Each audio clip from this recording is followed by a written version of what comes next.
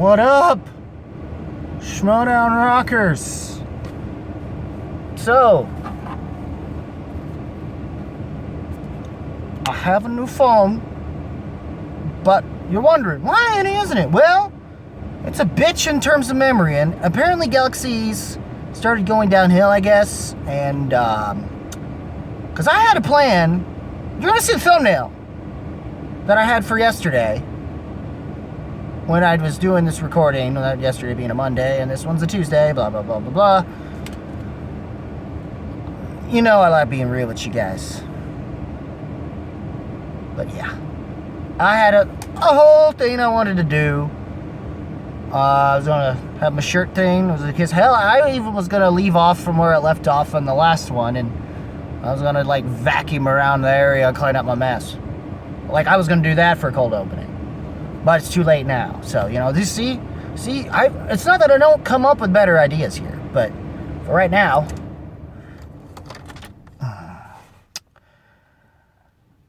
I've had to do some things. If you're wondering why this vehicle is different from the other one, it's because, well, I had to do a favor for my old man and get this vehicle oil changed. So, regardless of that, my feelings to keep it short, very happy with what happened with the dungeon, minus the whole Jericho incident.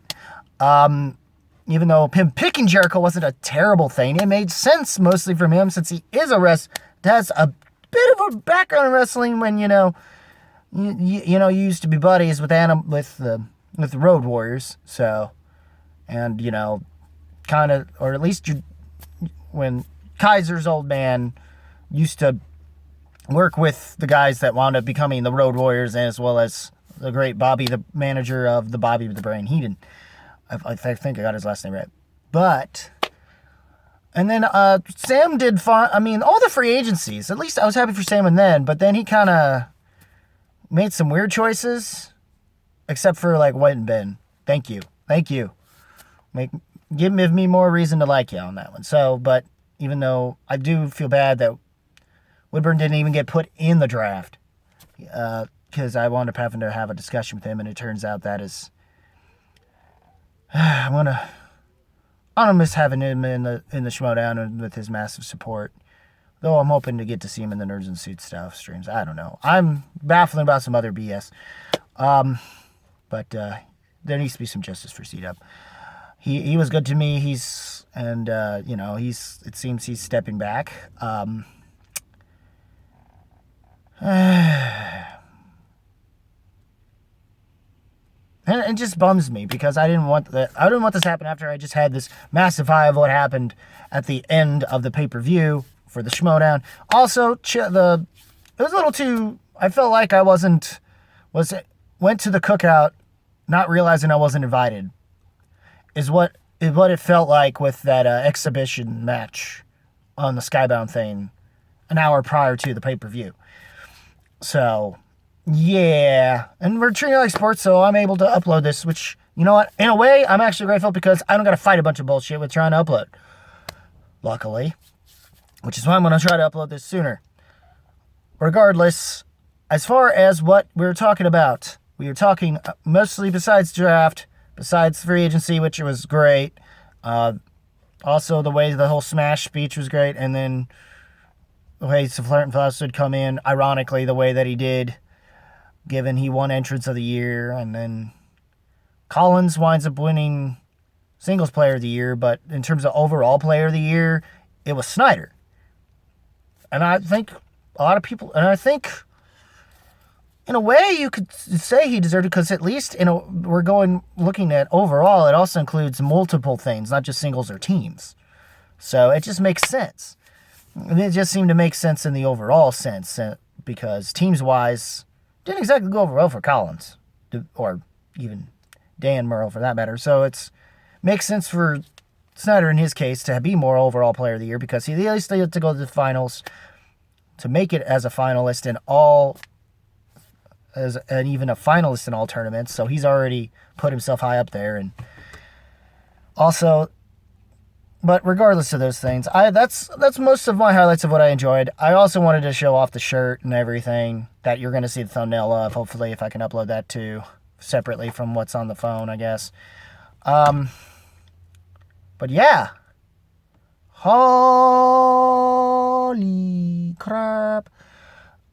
These were, match-wise, these were great. The whole Laura Kelly Winston thing makes absolute sense. But as much as they showed off the reason for why, it still just started off coming out so out of left field. And then even to end things off with that, once they played it fine, that wasn't even the problem. It's the way Chandler executed it to me. Or it's like we kind of lost the ability to care, and we just now look at him now as a whiny bitch. He no longer has a belt. He has nothing to show for it. I think is what really the case is of why most people are like whatever about it. And I'm kind of in the same boat, I guess. But even though I will say he at least deserves a #1 contendership. Since by on paper stuff of what has happened with him essentially winning and defending the belt twice. Or at least once. Even though I think defending the belt twice would be more would have definitely warranted a rematch. Now that they're kind of decided to get rid of the whole 4-match thing, because given the way things played out, it didn't matter. I get why they needed to at the time, because there's too many players being the same players that were doing all the stuff. So, yeah, okay, fine. But, dude, this. But Molly, it was basically Swag versus Dungeon the whole pay-per-view. The whole first Throwdown we have here. Molly, I kind of knew because of the last match Kelly had, which was with Ace, and when she missed her one question, I wasn't expecting her to miss again. She didn't. Like, she proved, like, yeah, like, may have proved Ace might have been. Or it was just merely the fact that he just had this long gap of time in between where he had kind of not crammed as much in his time frame, and he just wasn't able to pull it. And I think now they kind of got rid of petty challenges, which Chandler did with fucking Smetch, so I knew he wasn't going to say a fucking thing. And luckily I have a rule book, so now everyone knows what it is. And that's why he kind of hates, and it's helped him do whatever he needed to do to have less challenges and be more involved about the match itself. We'll see how and when those types of challenges are going to come up, if anything whatsoever. So, I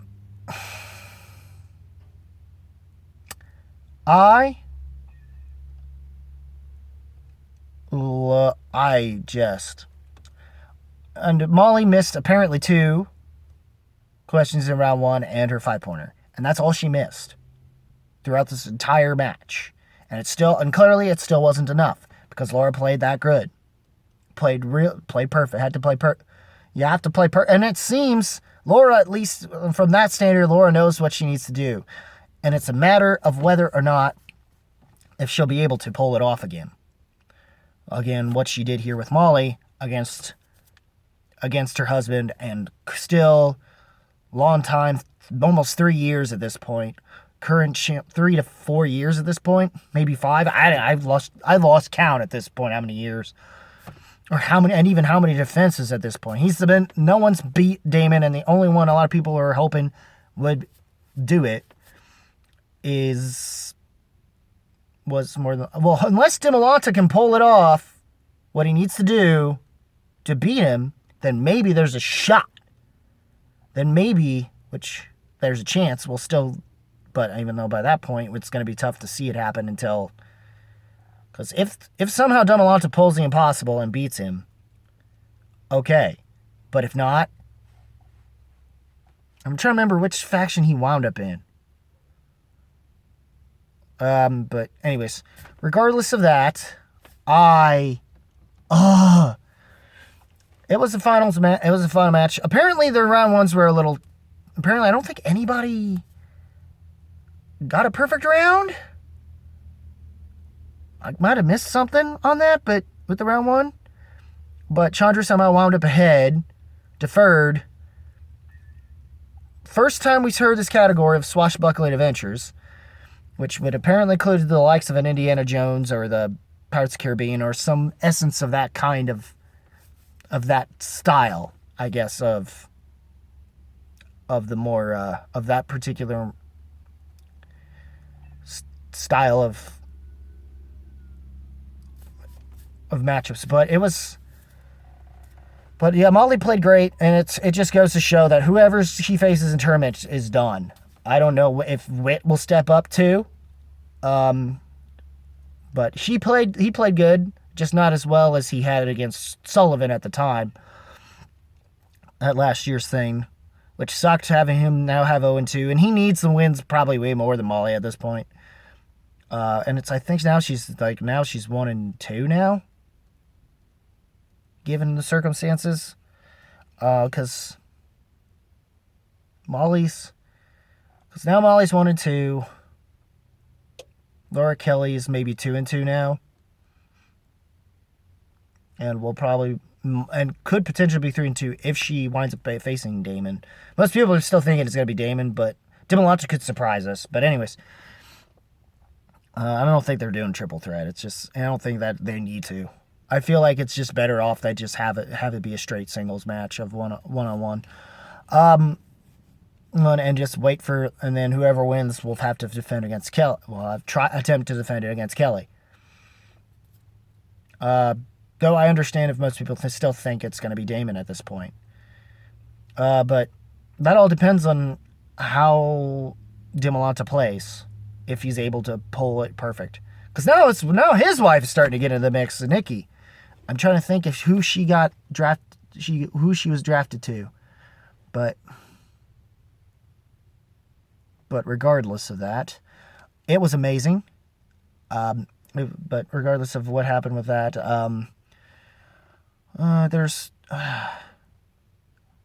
we're starting to finally see the matches come about. We're already getting our first 3 matches. So far, all we're going to be getting for a while will just be between Star Wars, Intergeekdom, and singles. No teams until it seems things do get better, which it looks like it's just going to be a teams tournament by that point, in studio probably. Unless they just finally cave and decide to finally just do them virtually, I guess. Or attempt to, at least normal team matches wise, as opposed to like championships. But eventually championship's going to be defended at some point. Odd Couple's got to defend it against somebody at some point. I don't know who, but they got to do something about it. But yes, and Mara won it, and I bawled my fucking eyes out. And the catharsis of the dungeon, finally. All my bullshit, IRL, seemingly up to a point. And with what has happened with my dungeon in 2020, I was worried at first when Molly lost, but I believed Mara was going to be able to do it. There was no one else that was going to be able to pull it off, and her being in the dungeon was perfect. It meant that if she pulled it off, it was coming home to us. And it was the most nailed of the virtual and so far, it is a match of the year contender. It really is. Especially for being one that doesn't require sudden death, because every question got answered. Well, she played perfect in that one. I think because it was Star Trek, of course she was going to bet 3 points, which put him so much farther ahead, though it seemed round 4 changed things to where it went from being a 3-point deficit to more of a 2-point deficit, which lucked out for him a lot more and made it easier for him to just get his 2-pointer and be completely out of KO and TKO range. So in Chandra's case, he made sure he put up a fight. I bothered to give him that enough, and it took the Massive Phantasm one. I was just like, I lost my shit. Because I my dungeon don't need to have the type of shit that happened last year happen again. I was almost this close to basically doing with the dungeon shirt what I had done with the Smet shirt. bet-wise, if Mara didn't pull this. And I'm so grateful that I don't have to. Or at least I'll probably have to if she somehow loses the belt again. I don't. But if it's against Parker, I'm not going to have to. If Parker's involved in it, I don't have to worry about shit. But given what just transpired on Backstage, as of the Tuesday of this recording, the whole triple threat rule is going to be interesting. I still have yet to, I have it on I have it on this phone, but anyways, I enjoyed this match. Overall, I loved what we've got going on. I can't. The exception of the way story seems to be happening with the Swag situation, at least in terms of Chandru.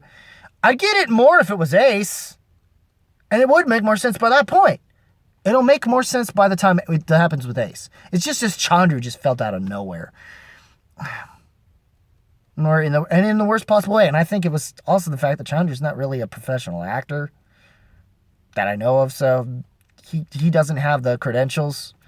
And plus the Chandru guy thing with the coffee cup, my man Kaiser, boss man, that was good. That was good stuff. But anyways, I'm looking forward to the other matches. The first few normal matches we're getting. I'm guessing next month we're gonna start getting our 3 pay-per-view events a week, every so often a week or so. It's gonna be harder to catch up with Schmoedown now. Fuck me. And still do the music thing, which is why I'm probably gonna be doing a swim on all the albums I have listened to up to this point, following this video. So.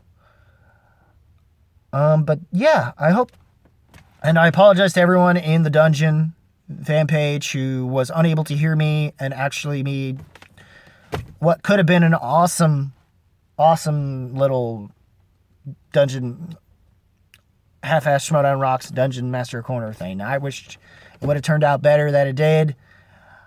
I had to delete it because it just wouldn't have worked as well if you couldn't hear it at all.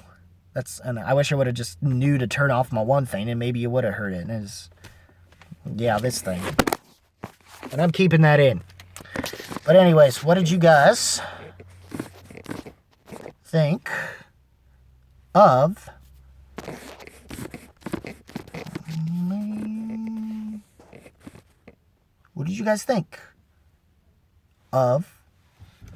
the matches? What did you think about Mara vs. Copycat? Are you happy for Mara? Also, that image is great, and I hope, and Cost, if you haven't decided to put it in Mara's fan page, please do.